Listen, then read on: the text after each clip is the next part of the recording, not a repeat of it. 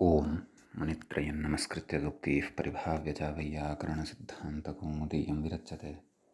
नमः सर्वेभ्यः श्रोतृभ्यः। अस्माभिः गतपाठे यद्यत् पठितं तद् एकवारं स्मरामः। वयं वैयाकरणसिद्धान्तकौमुदी इत्याख्यस्य ग्रन्थस्य तत्र कारकप्रकरणं पठन्तः स्मः। प्रकरणस्यास्य अस्माकं क्रमे तत्र 28तमः पाठः गतपाठः प्रवृत्तः। अस्मिन् 28तमे पाठे सर्वादौ तावत् वयं पठितवन्तः अन्यारातिरर्थे दिक्शब्दान् जूत्रपदाजाहि युक्ते इति सूत्रस्थं विशेषं।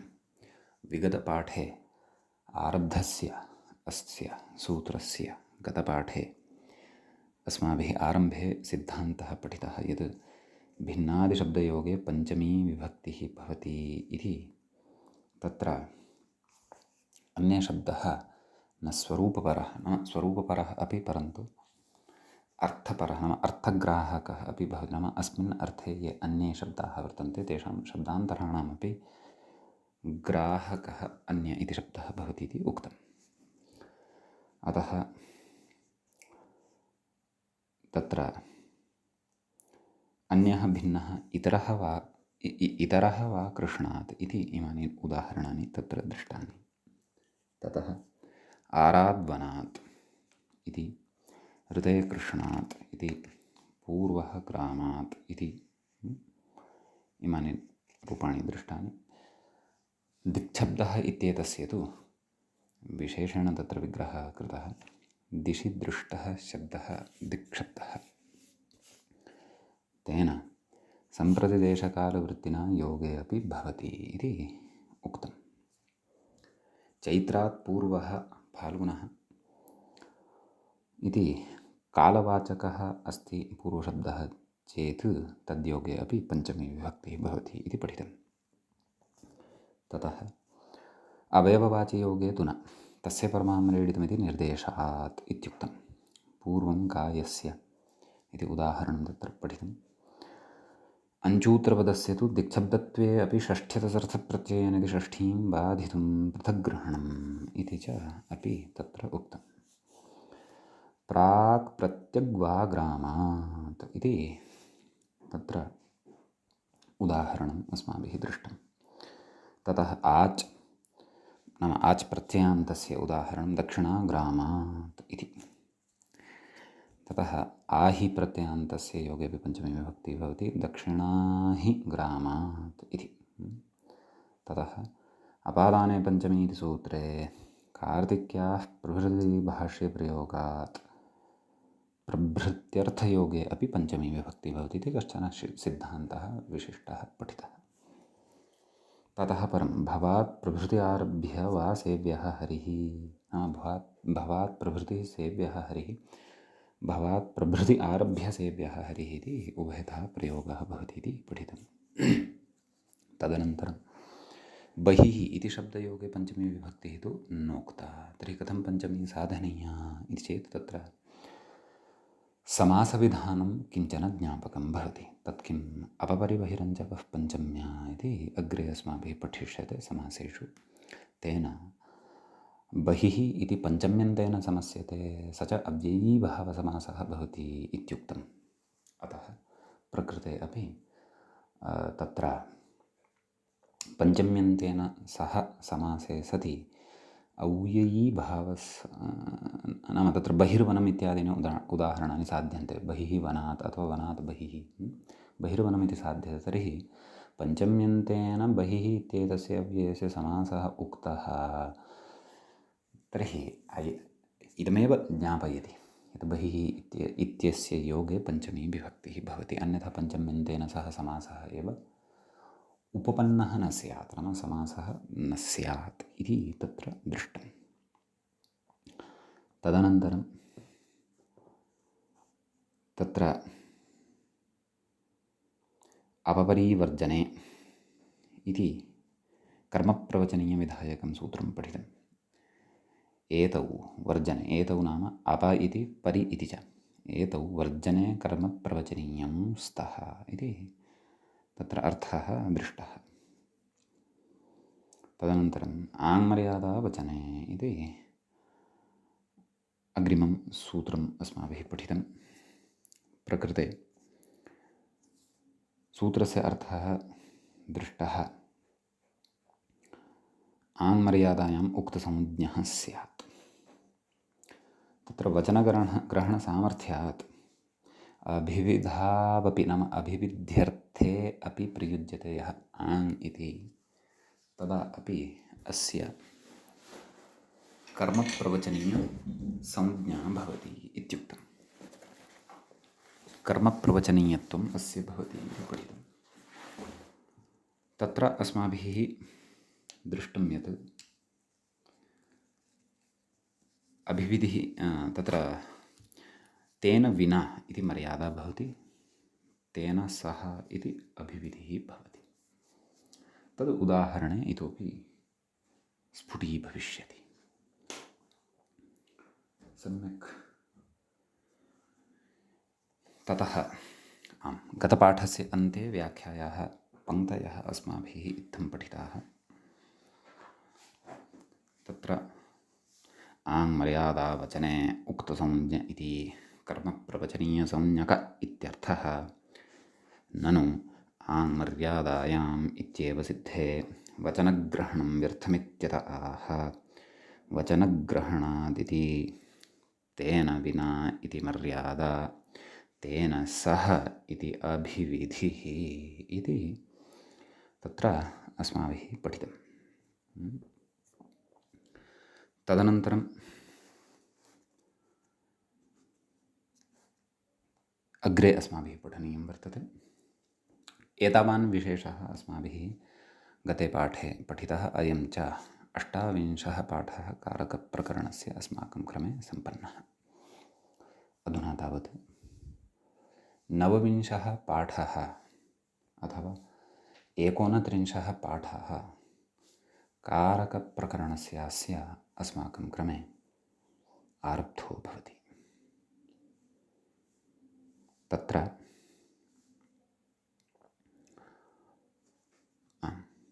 अग्रे व्याख्याता कथयति।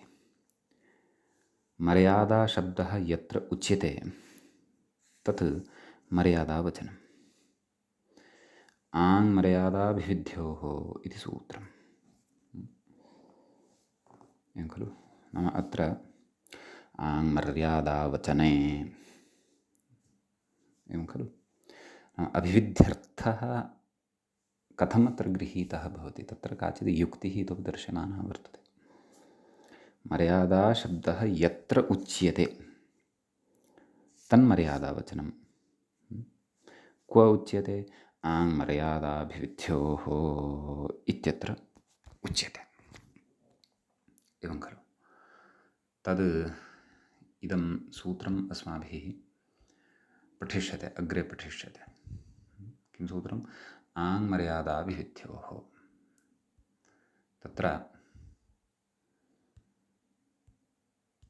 सूत्रस्य अर्थः भवति मर्यादा अभिविधिः। अनयोः द्वयोः अर्थयोः यः प्रयुज्यते आङ् इति शब्दः सः पञ्चम्यन्तेन सुबन्तेन सह विकल्पेन समस्यते इति।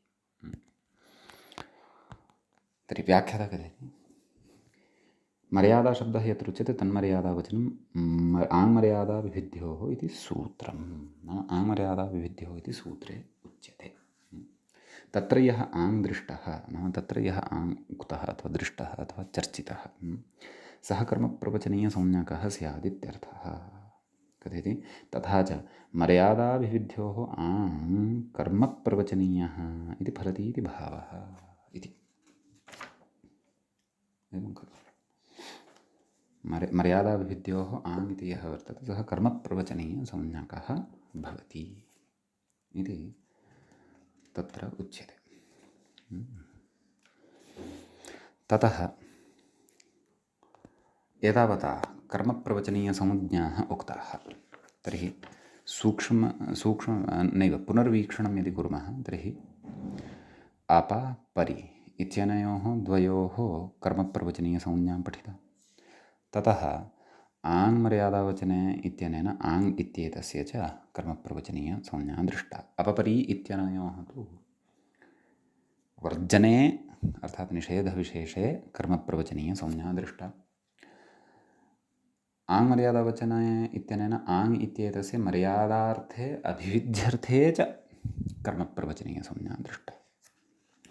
मर्यादा च का भवति, अभिविधिः च कः भवति इति सामान्येन अस्माभिः बुद्धौ स्थापितं वर्तते अथवा पठितं वर्तते। मर्यादा अर्थात् तेन विना, अभिविधिः नाम तेन सह इत्युक्तम्। उदाहरणे इतोपि वयं समन्वयनं कृत्वा स्पष्टीकरिष्यामः यत् तेन विना इति मर्यादा नाम कथं गम्यते, कथम् एतत् सङ्गतं भवति, अथवा तेन सह इति अपि कथं सङ्गतं भवति इति वयं सर्वम् अग्रे द्रक्ष्यामः। सम्यक्। ततः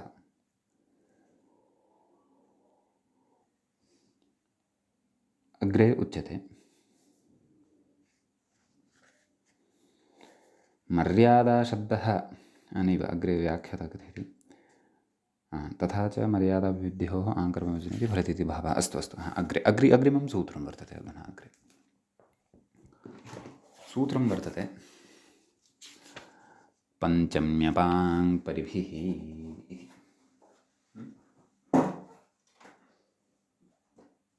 कथं पदच्छेदः इति चेत् सूत्रे प्रथमं पदं वर्तते पञ्चमी अपाङ् परिभिः इति द्वितीयं पदं भवति। तत्र अपश्च आङ्च परिश्च अपाङ् परयः तैः अपाङ् परिभिः इति इत्थमत्र विग्रहः ज्ञेयः। सम्यक्। इतरेतरयोगद्वन्द्वसमासः भवति। ततः प्रकृते किं किम् अनुवर्तते इत्यपि द्रष्टव्यं। व्याख्याता कथयति अप आङ् परि इत्येतैः इत्यर्थः कर्मप्रवचनीयैः इति कथयति। कर्मप्रवचनीययुक्ते द्वितीया इत्यतस्तदनुवृत्तेरिति भावः। अतः सूत्रार्थः उच्यते एतैः कर्मप्रवचनीयैः योगे पञ्चमी स्यात्। कर्मप्रवचनीययुक्ते द्वितीया इत्यतः कर्मप्रवचनीययुक्ते इति अनुवर्तते, तावदेव। द्वितीया इति तु न। कुतः? पञ्चमी इति अस्याः विभक्तेः आरम्भसामर्थ्यात्। ततः उदाह्रियते अपहरेः परिहरेः संसार इति। मूले पश्यन्तु। अपहरेः परिहरेः संसारः। व्याख्याता कथयति अपहरेः संसारः परिहरेः संसारः इति अन्वयः। कोऽर्थः? हरिं वर्जयित्वा जनिमृतिचक्रात्मकं संसरणम् इत्यर्थः। एवं खलु? तर्हि प्रकृतिवर्जनार्थः वर्तते। एवं खलु? वर्जनार्थे प्रयुक्तौ स्तः कौ अपपरि उदाहरणद्वयेपि क्रमशः। तर्हि अर्थः कः ज्ञातः भवति? हरिं वर्जयित्वा नाम जनिमृतिचक्रात्मकं संसरणम् अर्थात् जन्म मरणम् इत्येतद्वयं च यद् वर्तते तत् त्यक्त्वैव संसारः वर्तते, तत् त्यक्त्वैव जगत् वर्तते इति भावः। एवं खलु? अग्रे कथयति ननु वृक्षं प्रति विद्योतते भक्तः हरिं प्रति इत्यादौ लक्षणेऽथम्भूताख्यानभागवीप्सासु प्रतिवर्तेन वा इति कर्मप्रवचनीयत्वात् कर्मप्रवचनीययुक्ते द्वितीया इति द्वितीयां परत्वात् अपवादत्वात् च बाधित्वा पञ्चम्यपाङ् परिभिः पञ्चमी स्यात् इत्युत आह। वस्तुतः अत्र व्याख्यात्र प्रति इति प्रयुक्तं खलु, तत्र परि इति स्थापनीयं। प्रतिपर्यनवः इति खलु उक्तम्। अतः व्याख्यात्र अत्र कश्चन दोषः आचरितः। प्रति इति नास्ति, परि इति स्थापनीयं तत्र। वृक्षं परिविद्यो तत् भक्तः हरिं परि। यतोहि अयं परि लक्षणेऽर्थम्भूताख्यानभागवीप्सासु प्रतिपर्जनवः इत्यत्रापि पठितः। प्रतिपरि अनवः एवं खलु। अतः एतद्योगेऽपि द्वितीया विभक्तिः स्यादेव खलु। क्षन्तव्यः। नाम परत्वात् पञ्चमी स्यात् खलु, तदेव कथयति। लक्षणेऽर्थम् इति लक्षणेऽर्थं भूति इति कर्मप्रवचनीयत्वात् कर्मप्रवचनीययुक्ते द्वितीया इति द्वितीयां परत्वादपवादत्वात् च बाधित्वात् पञ्चम्यपां परिभिः पञ्चमी स्यात्। नाम पञ्चमी विभक्तिः अत्र स्यात्। अतः आह किम् आह परिरत्र वर्जने। अत्र परि इति वर्जनार्थे वर्तते इति भावः। एवं खलु। लक्षणेऽर्थम्भूताख्यान इत्यादिषु तु के अर्थाः उक्ताः? लक्षणेऽर्थम्भूताख्यानभागवीप्साः, तेषु तु वर्जनार्थानान्तर्भवति। एवं खलु। अतः अर्थभेदः वर्तते। अर्थभेदकारणात् परि इति शब्दविषये अपरिवर्जने इति लक्षणेऽर्थम्भूताख्यानभागवीप्सासु प्रतिवर्जनवः इत्यस्य बाधकः न भवति। नैव पञ्चम्यपां परिभिः इति कर्मप्रवचनीययुक्ते द्वितीया इत्येतस्य अपवादः न भवति। कुतः? विषयभेदात्।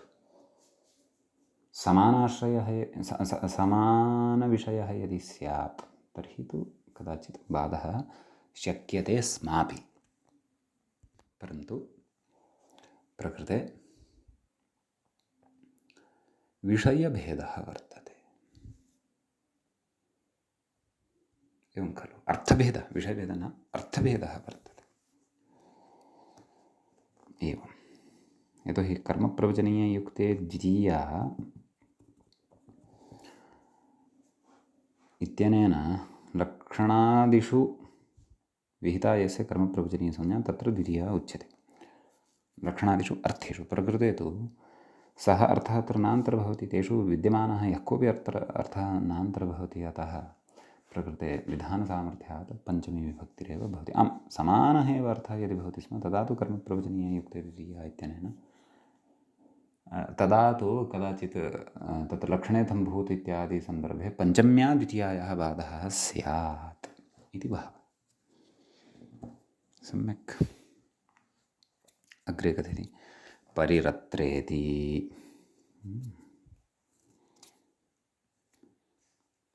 मूले पश्यन्तु। परिरत्रवर्जने आम् इति इदं समाधानम् उक्तमेव। अग्रे कथयति पञ्चम्यपां परिभिः इत्यत्र वर्जनार्थकेन अपेन साहचर्यात् परिरपि वर्जनार्थके एव गृह्यते इति भावः।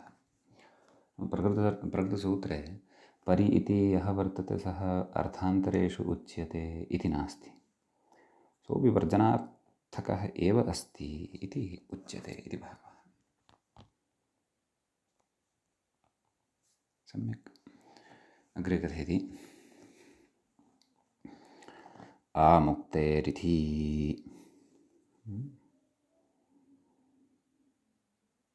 तत्र मूले द्रष्टव्यम् उदाहरणमस्ति खलु।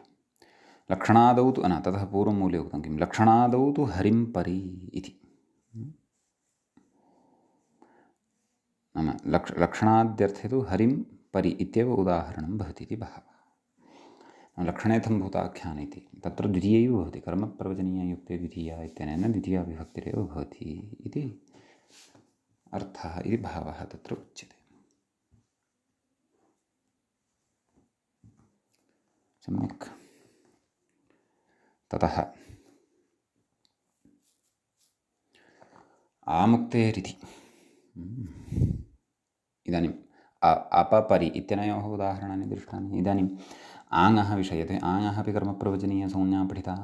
आङ्मर्यादावचने एवं खलु। वचनसामर्थ्यात् अभिविध्यर्थे अपि कर्मप्रवचनीयत्वं तस्य कर्मप्रवचनीयत्वं तस्य भवति।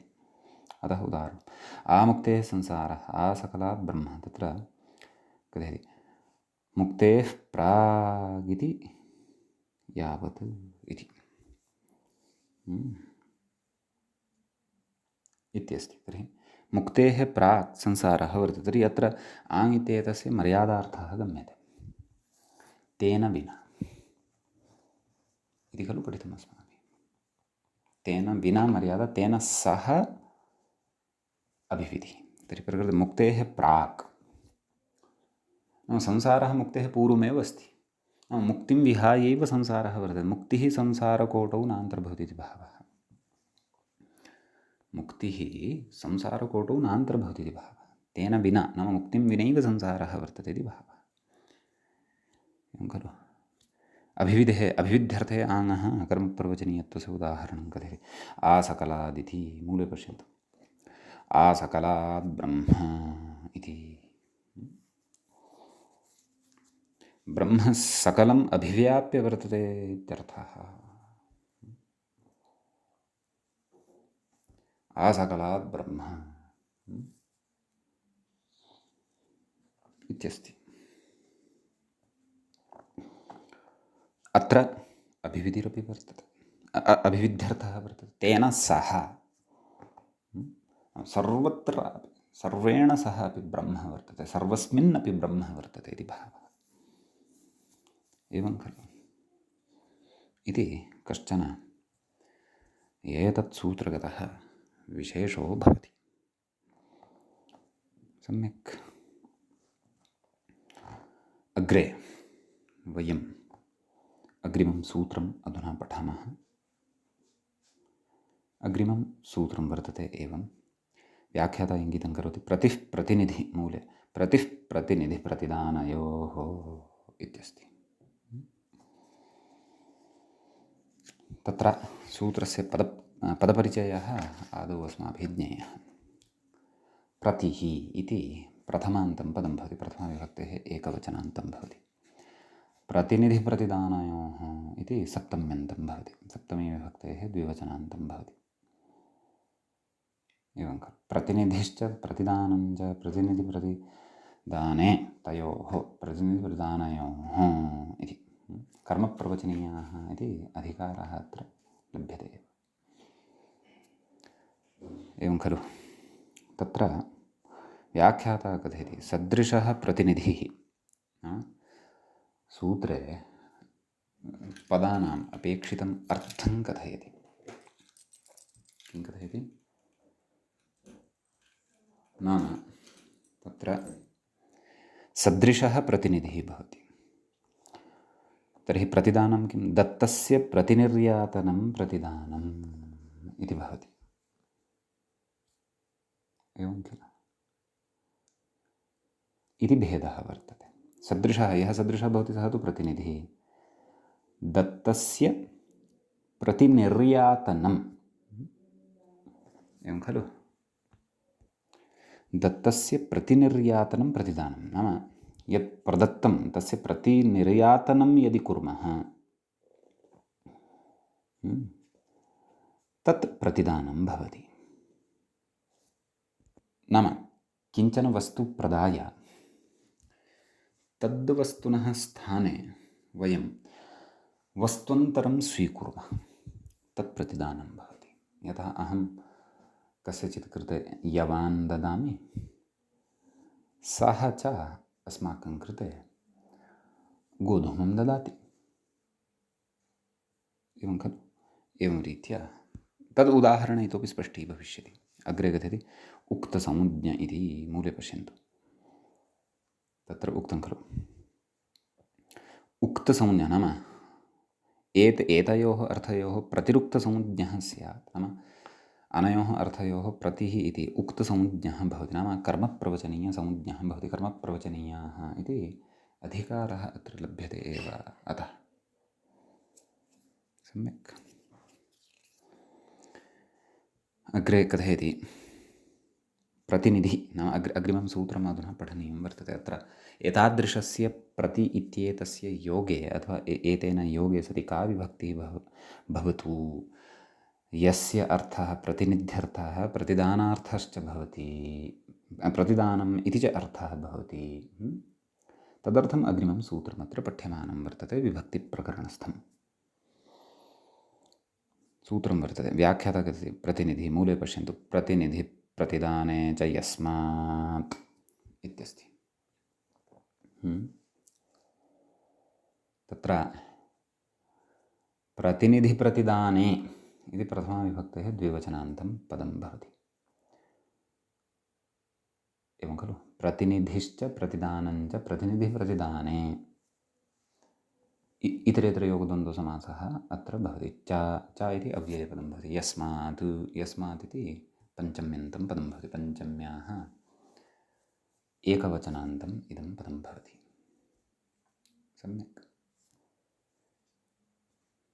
अग्रे कथयति अत्रेति। तत्र पञ्चम्यबाङ् परिभिः इत्यस्मात् सूत्रात् पञ्चमी इत्यनुवर्तते। कथयति, मूले पश्यामः। अत्र कर्मप्रवचनीयैः योगे पञ्चमी स्यात्। व्याख्याता कथयति सूत्रोक्तविषये इत्यर्थः। नाम अत्र इत्यनेन किं ग्राह्यम्? अत्र इत्यनेन सूक्तोक्तः विषयः ग्राह्यः। सूत्रे यस्मादिति षष्ठ्यर्थे पञ्चमी, यस्मादिति षष्ठ्यर्थे पञ्चमी विभक्तिः वर्तते। अस्मादेव इति निर्देशात्।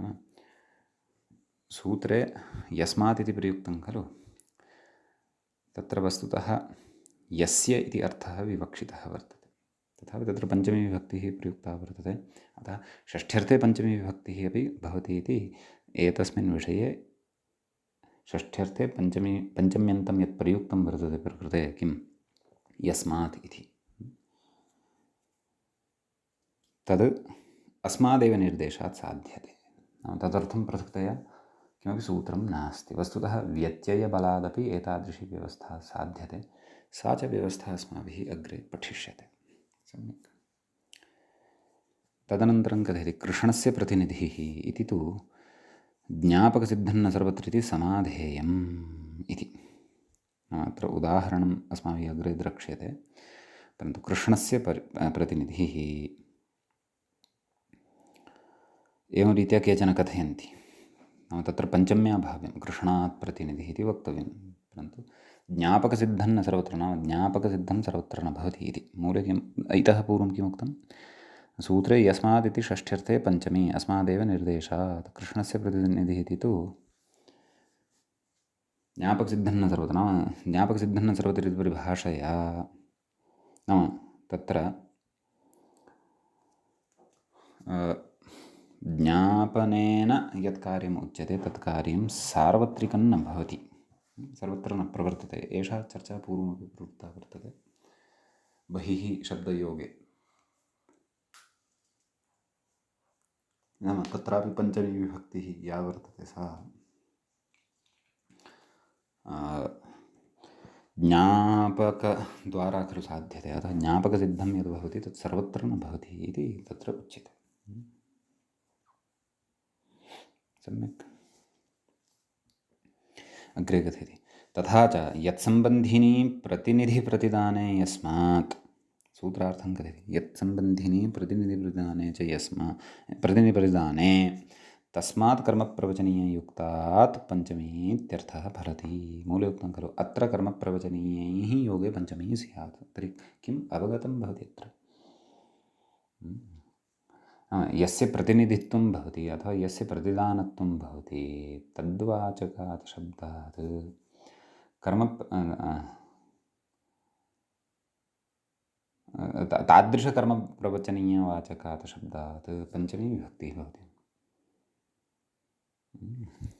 पुनः व्याख्यात्र लिखितं सूत्रार्थं पश्यामः। तथा च यत्सम्बन्धिनी प्रतिनिधिप्रदाने यस् इति, नाम यत्सम्बन्धिनी प्रतिनिधिप्रदाने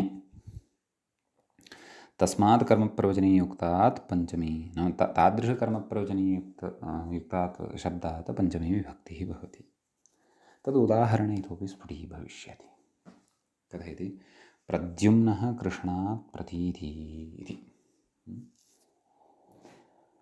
प्रद्युम्नः यः वर्तते सः कृष्णात् प्रति, अर्थात् कृष्णस्य प्रतिनिधिः वर्तते इति भावः। कथयति युद्धादौ प्रद्युम्नः कृष्णनिरूपितसादृश्यवान् इत्यर्थः। पञ्चम्यर्थः सादृश्यम्। एवं खलु, पञ्चम्यर्थः अत्र सादृश्यं, सादृश्यस्य द्योतकः भवति, अथवा प्रातिनिध्यस्य द्योतकः भवति इति भावः। प्रतिस्तु तद्योतकः, प्रतीति यः वर्तते सः तु तद्योतकः भवति इति।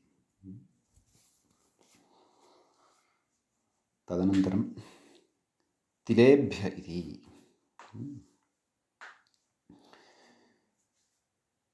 अग्रे मूले उदाहरणं दत्तं खलु। तिलेभ्यः प्रतियच्छति माशान्, कोऽर्थः?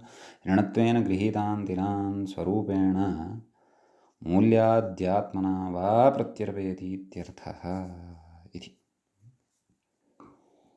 तिलाः स्वीकृताः, तस्य स्थाने किमपि अन्यत् दत्तं वा न वा? इदं प्रतिदानं वर्तते।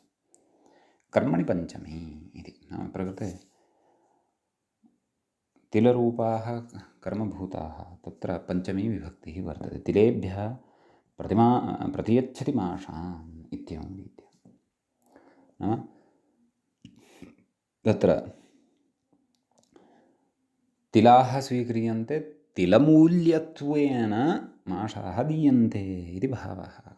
तिलानां अत्र प्रतिदानप्रसङ्गः वर्तते। किञ्चित् वस्तु प्रदाय तत्स्थाने किञ्चित् वस्तु स्वीक्रियमाणं वर्तते। नाम किञ्चित् वस्तु यद्वस्तु स्वीक्रियमाणं वर्तते तस्य वस्तुनः मूल्यत्वेन किञ्चित् प्रदीयमानं वर्तते इति भावः। एवं खलु इति अस्ति कश्चन विशेषः अत्र। अग्रे कथयति, सूत्रमस्ति। अकर्तर्यणे पञ्चमी इति।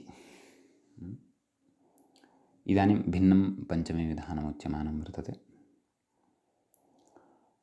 कर्मप्रवचनीय योगे पञ्चमी विभक्तिः भवति इति किञ्चन विधानम् अस्माभिः अत्र पठितम्। इतः परम् अग्रे सप्तमीकाण्डे कर्मप्रवचनीयत्वं स्मरिष्यते।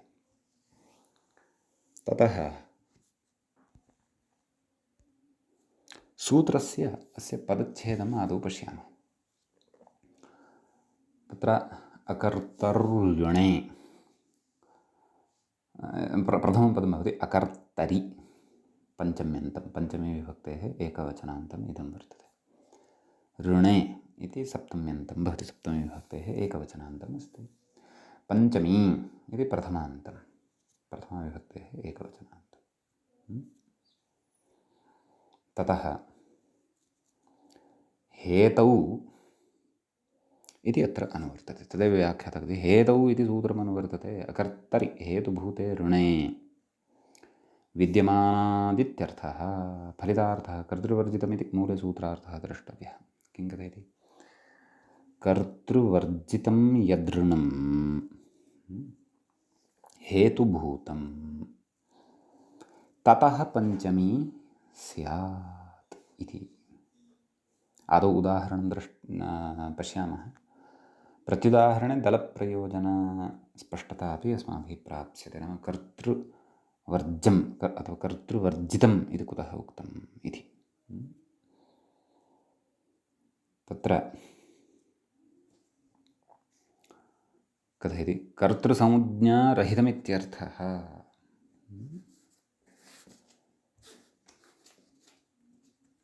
इत्यस्ति।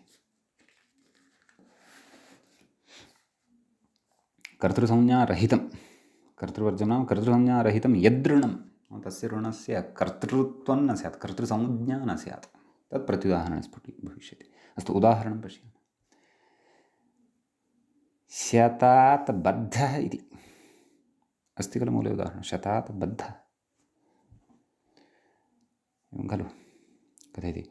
नियमितकाले प्रत्यर्पणाभावे सति सुवर्णादिशतेन ऋणेन हेतुना अधमर्णो बद्ध इत्यर्थः। अधमर्णः कः भवति? उत्तमर्णश्च कः भवति इति धारेरुत्तमर्णः इति सूत्रपठनवेलायाम् अस्माभिः विस्तरेण पर्यज्ञायि ज्ञातम् इत्यर्थः। अस्तु, तर्हि उक्तं तत्र नाम ऋणेन, नाम नियमितकाले प्रत्यर्पणाभावे सति सुवर्णादिशतेन ऋणेन हेतुना, नाम तद् ऋणं सुवर्णादिशतभूतं वर्तते, हेतुरूपं वर्तते, अधमर्णः बद्धः इति अर्थः। कस्य? शतात् बद्धः इत्यस्य उदाहरणं हेतुतृतीयापवादः। एवं खलु। हेतौ इत्यनेन तृतीया विभक्तिः प्राप्ता, यतोहि प्रकृते शतम् इति यदृणं वर्तते हेतुभूतम् अस्ति अत्र। हेतुभूतम् इत्युक्तं खलु सूत्रार्थे। अतः हेतौ तृतीया खलु स्यात्, परन्तु तृतीया अत्र न भवति। अतः हेतुतृतीयापवादः एष भवति इति भावः। कथयति अग्रे प्रत्युदाहरणम्। इदानीं दलप्रयोजनं कथयति। अकर्तरि किं मूले पश्यन्तु। शतेन बन्धितः कथयति। अधमर्ण उत्तमर्णेन शेषः, अधमर्णः यः वर्तते सः उत्तमर्णेन बन्धितः। कोऽर्थः? बन्धेर्हेतुमण्यन्तात् कर्तरि कर्मणिक्तः। बन्धितः नाम अण्यन्तात् क्तप्रत्यये सति बन्धितः इति प्रयोगः भवति। शुद्धात् धातोः क्तप्रत्यये सति तु बद्धः इति भवति। तच्च उदाहरणे दृष्टमेव। शतात् बद्धः, शतेन बन्धितः इति। एवं खलु। कथयति व्याख्याता। अधमर्णः उत्तमर्णेन बद्धः इति अण्यन्तस्य अर्थः। सम्यक्। शतेन ऋणेन प्रयोजककर्त्रा, उत्तमर्णेन प्रयोज्यकर्त्रा बन्धनं कारितः कारितः अधमर्णः इति ण्यन्तस्य अर्थः। अवगतं वा? शतेन ऋणेन प्रयोज्य नाम तत्र ण्यन्तावस्थायां शतं यद् वर्तते तत् शतेन ऋणेन प्रयोजककर्ता, तत् प्रयोजककर्तृत्वं भजते। उत्तमर्णेन प्रयोज्यकर्त्रा, उत्तमर्णः यः प्रयोज्यकर्ता वर्तते सः कश्चन देवदत्तादिः। बन्धनं कारितः नाम शतं प्रयोजककर्ता यत् वर्तते अथवा प्रयोजकर्तृ यत् वर्तते तेन उत्तमर्णस्य माध्यमेन कस्यचित् बन्धनं कारितम् इति भावः। कथयति इति ण्यन्तस्य अर्थः। कथयति अत्र शतं ऋणं प्रयोजकत्वात् कर्तृसंज्ञं हेतुसंज्ञं च। तत्प्रयोजको हेतुश्च इत्यत्र चकारेण कर्तृसंज्ञायाः अपि विधानात् कर्तृसंज्ञा अपि वर्तते खलु। ततश्च शतशब्दात् कर्तृतृतीयां बाधित्वा अपवादत्वात् पञ्चमी स्यात्। वा न वा? अतः अकर्तरीत्युक्तम् इति भावः। अतः अकर्तरि इत्यस्य कथनस्य अभिप्रायो भवति इत्युच्यते। ततः शतस्य हेतुत्वेपि कर्तृत्वात् न ततः पञ्चमी इति भावः।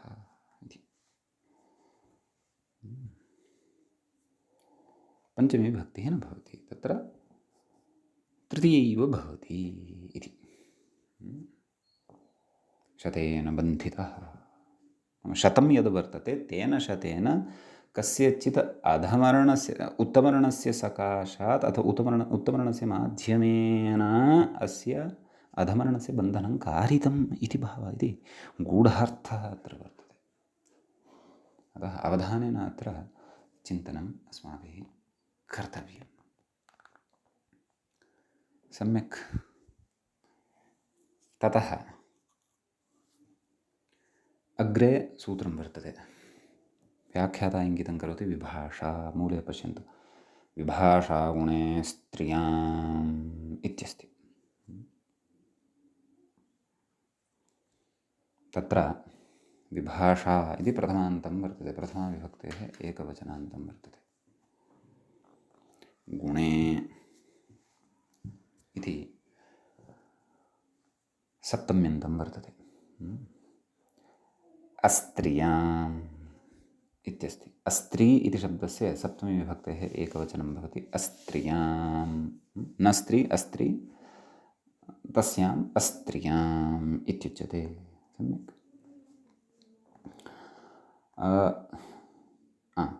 तदेव विभक्तिप्रकरणस्थमिदं सूत्रं। व्याख्याता कथयति हेतावित्यनुवर्तते। हेतौ इत्यस्य अनुवृत्तिः वर्तते खलु। अपि च विभाषागुणे क्षन्तव्यः। अत्र इदमस्ति खलु अकर्तर्गणे पञ्चमी इत्यस्मात् सूत्रात् च पञ्चमी विभक्तिः अनुवर्तते। समीचीनम्। अतः प्रकृते कः सूत्रार्थः फलितः भवति एतद् अनुवृत्त्यादिकं सर्वं दृष्ट्वा इति चेत् कथयति व्याख्याता तदाह गुणे हेतावस्त्रीलिङ्ग इति एवमेवं सम्यक् मूले द्रष्टव्यम्। गुणे हेतौ अस्त्रीलिङ्गे पञ्चमी वा स्यात् इति। अस्त्रीलिङ्गे इत्यनन्तरं कथयति व्याख्याता विद्यमानादिति शेषः। गुणे हेतौ अस्त्रीलिङ्गे विद्यमानात् पञ्चमी विभक्तिः भवति, पञ्चमी विभक्तिः स्यात् इत्युच्यते।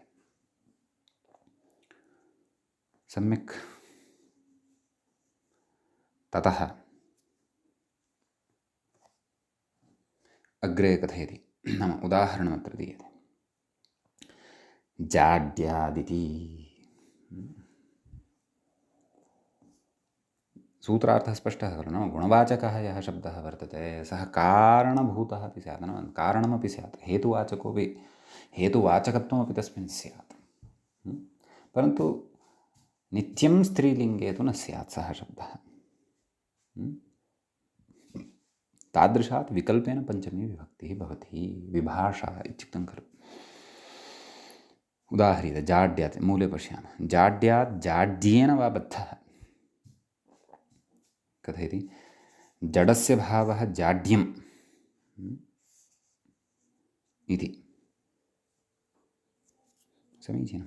कथयति गुणवचनब्राह्मणादिभ्यः कर्मणि च इति ष्यञ् तद्धितेषु पठिष्यते।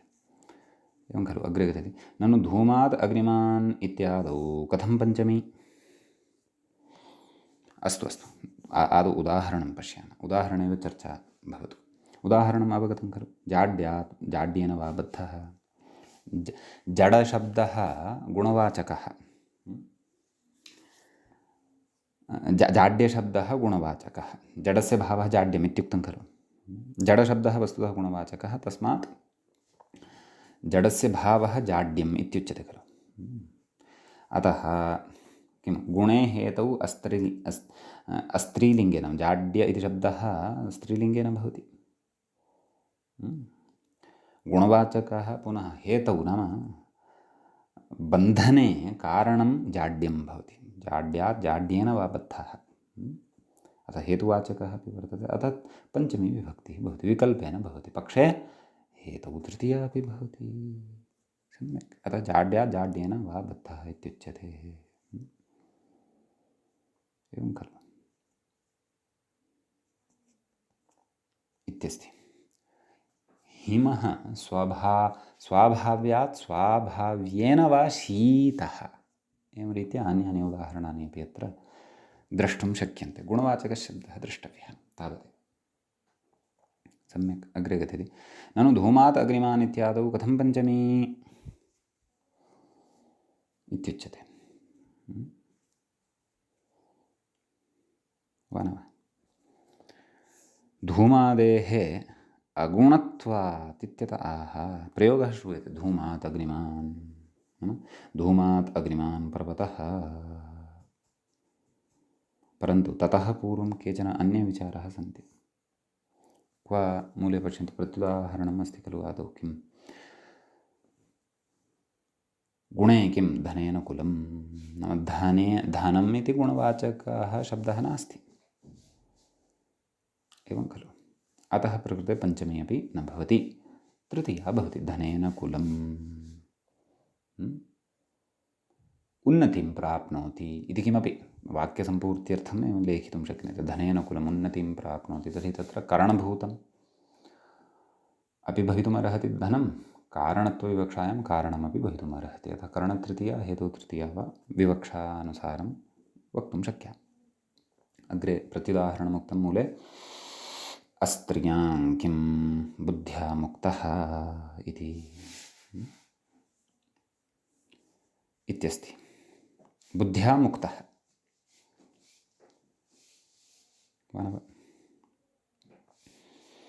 तत्र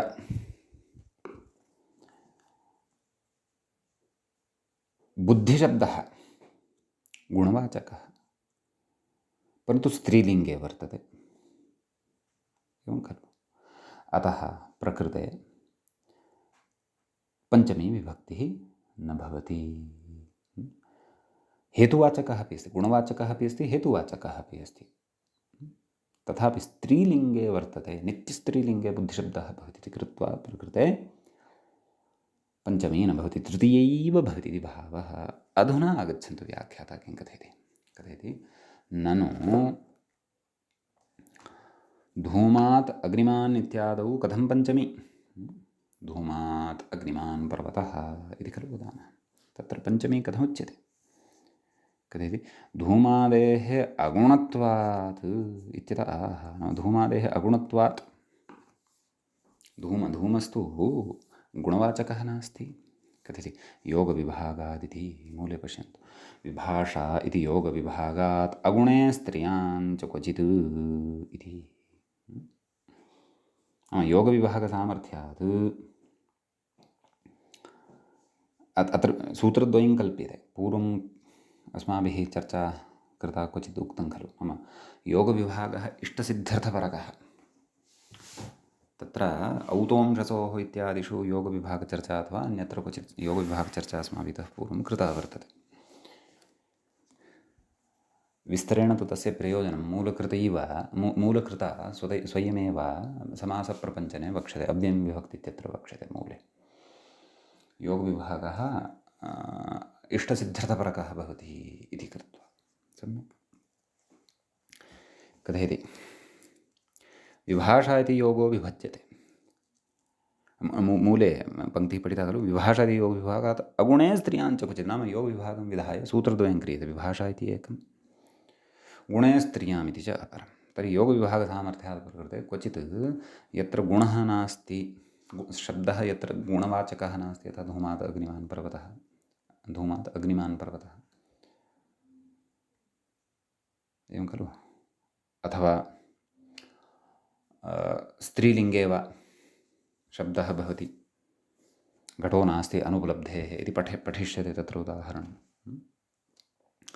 तत्रापि पञ्चमी विभक्तिः भवतु इति योगविभागसामर्थ्यात् साध्यते इत्युच्यते। व्याख्याता कथयति विभाषा इति योगो विभज्यते, हेतौ इत्यनुवर्तते पञ्चमी इति च, हेतौ इत्यपि अनुवर्तते पञ्चमी इत्यपि अनुवर्तते, सम्यक्। हेतौ पञ्चमी वा स्यादित्यर्थः, हेत्वर्थे पञ्चमी विभक्तिः भवति इति तस्य अर्थो भवति। कथयति ततश्च धूमात् अग्निमान् इत्यादि सिद्धम्, एवं खलु। ततः गुणे अस्त्रियाम् इति नाम द्वितीयं सूत्रं वर्तते। धूमात् अग्निमान् इत्यत्र अग्निमत्वज्ञाने धूमः हेतुः, अतः हेतुः पञ्चमी तत्र भवति। हेतुः पञ्चमी वा स्यात्, विकल्पेन स्यात् इति भवति, अतः पक्षे तृतीयापि वक्तुं शक्यते, धूमेन अग्निमान् इत्यपि वक्तुं शक्यते। ततः गुणे स्त्रियां, नाम द्वितीयं सूत्रं क्रियते, किं गुणे अस्त्रियाम् इति कथयति। तत्र विभाषा इत्यनुवर्तते, तत्र विभाषा इत्यस्यापि अनुवृत्तिः भवति, पञ्चमी इति च, पञ्चमी इत्यपि अनुवर्तते। कः सूत्रार्थः तर्हि, कथयति गुणे हेतौ अस्त्रीलिङ्गे पञ्चमी वा स्यात् इति उक्तः अर्थः। स्यादित्युक्तोऽर्थः, नाम एवम् अर्थः उक्तः भवति। कथयति ततश्च जाड्याद्बद्ध इत्यादि सिद्धं, नाम जाड्याद्बद्ध इत्यपि सिद्ध्येत्येव खलु मानव। अग्रे कथयति ननु विभाषा इत्येव सिद्धे गुणे स्त्रियाम् इति व्यर्थं मानव। विभाषा इत्येव उच्यतां, कुतः गुणे स्त्रियाम् इति वक्तव्यम् इत्यतः गुणे स्त्रियाञ्च क्वचिदिति मूले उक्तं खलु, अगुणे स्त्रियान्, अगुणे स्त्रियाञ्च क्वचिदिति, अगुणे अपि च स्त्रियां क्वचित् भवति तथा इति भावः। कथयति योगविभागस्य इष्टसिद्ध्यर्थत्वादिति भावः, तदेव व्याख्याता अत्र उक्तं, मूले अग्रे वक्ष्यते। कथयति अत्र अगुणे उदाहरति, एवं खलु। धूमादिति मूले पश्यन्तु, धूमात् अग्निमान् कथ्यते अग्निमान् इत्यनन्तरं ज्ञायते इति शेषः। आम्, धूमात् अग्निमान् अस्ति पर्वतः इति ज्ञायते, अथवा धूमात् अग्निमान् ज्ञायते पर्वतः इति किमपि अध्याहत्य वाक्यं पूर्तिं प्रति नेयम्। अग्रे कथयति धूमस्य अग्निज्ञानहेतुत्वात्। धूमः यः वर्तते सः अग्निज्ञानहेतुभूतः वर्तते इति भावः। अग्रे कथयति अत्र धूमस्य अगुणत्वे अपि हेतुत्वात् ततः पञ्चमी इति भावः। धूमस्य अगुणत्वम् अस्ति चेदपि हेतुत्वात् पञ्चमी विभक्तिः भवति। स्त्रियाम् उदाहरति। किं नास्ति घट इति मूले पश्यन्तु। नास्ति घटः अनुपलब्धेः। कथयति घट इत्यनन्तरम् इति ज्ञायते इति शेषः। नास्ति घटः ज्ञायते अनुपलब्धेः। नाम उपलब्धिः नास्ति, अनुपलब्धिः वर्तते, अतः घटः नास्ति इति ज्ञायते। कोऽर्थः उपलब्धिः इत्यस्य? उपलब्धिः ज्ञानं, तस्याः अभावः अनुपलब्धिः इति। नञ् तत्पुरुषः, अत्र नञ् तत्पुरुषः वर्तते। अग्रे कथयति न च अर्थाभावे अपि अव्ययीभावशङ्क्यः। अर्थाभावे अव्ययीभावशङ्क्यः, अर्थाभावे तयोर्विकल्पस्य वक्ष्यमाणत्वात्। नाम प्रकृते अव्ययीभावः अस्ति, न उपलब्धिः अनुपलब्धिः, अथवा उपलब्धेः अभावः अनुपलब्धि इति। अव्ययं स्यात् यथा अधिहरि इति भवति। तर्हि कथम् अव्ययम् अस्ति चेत् कथं तर्हि अनुपलब्धेः इति उच्यते? यदि अव्ययम् अस्ति तर्हि तु अनुपलब्धि इत्येव वक्तव्यम् इति चेत् तत्र उच्यते नै तत्पुरुषः अस्ति यत्र भोः अव्ययीभावः भवेत् इति न शङ्कनीयम्। अव्ययीभावः अपि शक्यते, परन्तु तदा अनुपलब्धेः इति वक्तुं न शक्यते, अनुपलब्धि इत्येव वक्तव्यम्। कुतः? कथय अर्थाभावे तयोर्विकल्पस्य वक्ष्यमाणत्वात्। अर्थाभावे तयोः नाम कयोः? अव्ययीभाव तत्पुरुषयोः, अव्ययीभाव नै तत्पुरुषयोः वक्ष्यमाणत्वात्। अग्रे तत्र यदा वयं तद्धितप्रकरणं पठिष्यामः, क्षन्तव्यः, समासप्रकरणं, तत्पुरुषे नै प्रपञ्चं, नै तत्पुरुषमासप्रपञ्चनं यदा करिष्यामः तदा ज्ञातं भविष्यति। एवं खलु? मक्षिकाणाम् अभावः निर्मक्षिकं नैव। अग्रे अयं तु निरविषयः। आम्, न पुरुषः अपुरुषः इति तत्पुरुषः अपि भवति। तत्र पुरुषस्य अभावः इत्येतस्मिन् अर्थे प्रयुक्तः यः नै, तत्र अव्ययीभावः अपि शक्यते। अपुरुषः अपुरुषम् इति उभयथा अपि प्रयोक्तुं शक्यते। अपुरुषम् इत्यत्र अव्ययीभावः, अपुरुषः इत्यत्र नै तत्पुरुषः इति अग्रे पठिष्यते, विस्तरेण पठिष्यते। एवं खलु? आं, तर्हि व्याख्यात्र विस्तरेण उक्तं। मूले तु अस्माभिः स्पष्टं ज्ञातमेव। नाम तत्र विभाषा इति योगविभागः, आदौ तु योगविभागः इष्टसिद्ध्यर्थपरकः। एवं खलु? तर्हि इष्टसिद्धिः का? इष्टसिद्धिः नाम क्वचित् अगुणवाचकात् शब्दादपि, अपि च स्त्रीलिङ्गे विद्यमानात् अपि शब्दात्, सः गुणवाचकः भवतु नाम, परन्तु स्त्रीलिङ्गे अस्ति, तस्मादपि क्वचित् प्रयोगमनुसृत्य पञ्चमी विभक्तिः भवतु। तदर्थं योगविभागः आश्रीयते इति भावः। सम्यक् इति कश्चन विशेषः विभाषागुणे स्त्रियाम् इति सूत्रगतः भवति। समीचीनम्। अधुना वयम् अग्रिमं सूत्रम् अत्र पठामः। व्याख्याता इङ्गितं करोति। पृथग्विना, मूले पश्यामः, पृथग्विना नानाभिस्तृतीयान्यतरस्याम् इत्यस्ति सूत्रम्। पदच्छेदः अत्र द्रष्टव्यः। पृथग्विना नानाभिः इति तृतीयाविभक्तेः बहुवचनान्तं पदं भवति। तृतीया इति प्रथमान्तं, प्रथमाविभक्तेः एकवचनान्तं पदं भवति। अन्यतरस्याम् इति विभक्तिप्रतिरूपकम् अव्ययं भवति। सम्यक्। ततः अग्रे सूत्रार्थः उच्यते।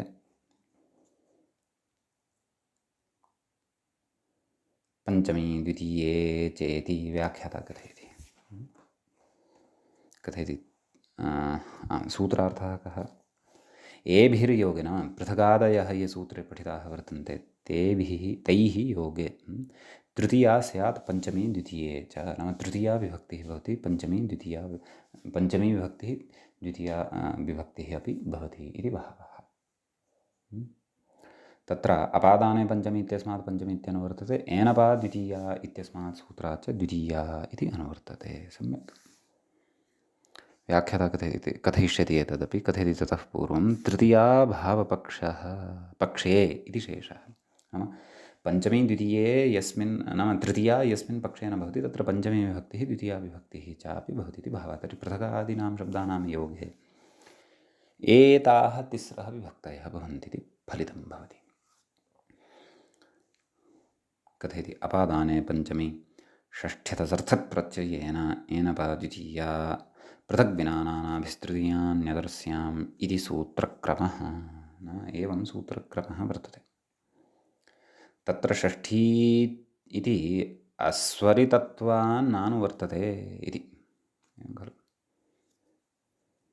षष्ठी तु नानुवर्तते, पञ्चमी द्वितीया इति च अनुवर्तते। तथा च तृतीया भावपक्षे पञ्चमी द्वितीया च इति भावः, एवं खलु। सम्यक्।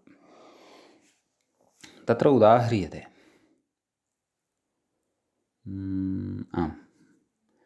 व्याख्यात्रा तत्र एवं अन्यतरस्यां ग्रहणं समुच्चयार्थं नैव उदाहरणात् पूर्वं कश्चन विचारः अस्ति। मूले अपि व्याख्यात्रापि मूलक्रमः एव अनुस्रीयमाणः वर्तते। अतः व्याख्यातारम् अनुसरन्तः अग्रे गच्छामः। कथयति ननु तृतीया भावपक्षे द्वितीया एव सन्निहितत्वात् स्यात् इति कथयति।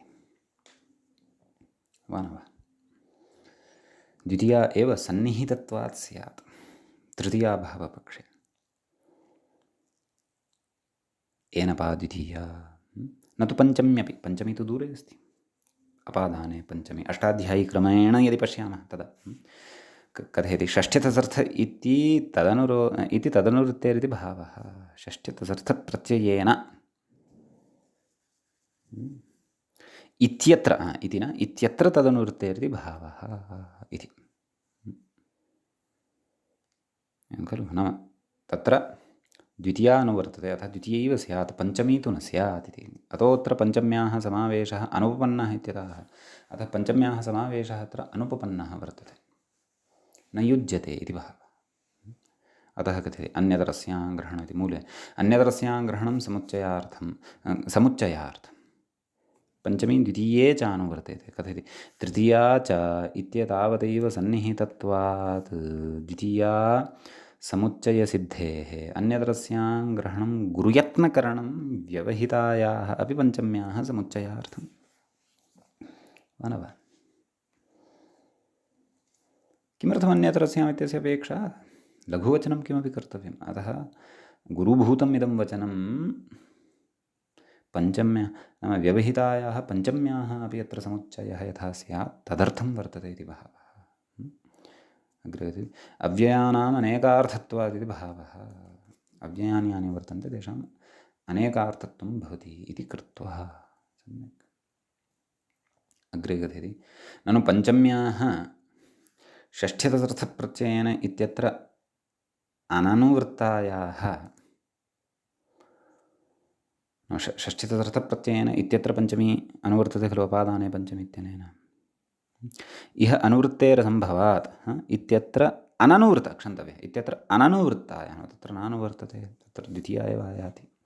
इह अनुवृत्तेरसम्भवात् तर्हि षष्ठ्यतसर्थप्रत्ययेन इत्यत्रैव नायाता पञ्चमी, तर्हि अत्र नाम पृथग्विनाना इत्यादिसूत्रे कथं पञ्चमी अनुवर्तते? पुरतः अष्टाध्यायी स्यात् अस्य विचारस्य अवगमनाय, अथवा बुद्धौ अष्टाध्यायीक्रमः स्यात्, अन्यथा तृतीयः विचारः नावगम्यते। भवतु अनुवृत्तेरसम्भवात् कथमिह तदुपस्थितिरित्यतः अस्तु उदाहरणानि अन्यांश्च विचारान् अत्र अग्रे पठिष्यामः। अद्यतनपाठः तावत् अत्रैव उपसंह्रियते। मङ्गलम्। मुनित्रयं नमस्कृत्य उक्तिः परिभाव्य च वैयाकरणसिद्धान्तकौमुदीयं विरच्यते। एवञ्च कारकप्रकरणस्यास्य अस्माकं क्रमे एषः नवविंशः पाठः अथवा 39 पाठः सम्पन्नतां गतः। नमः सर्वेभ्यः श्रोतृभ्यः।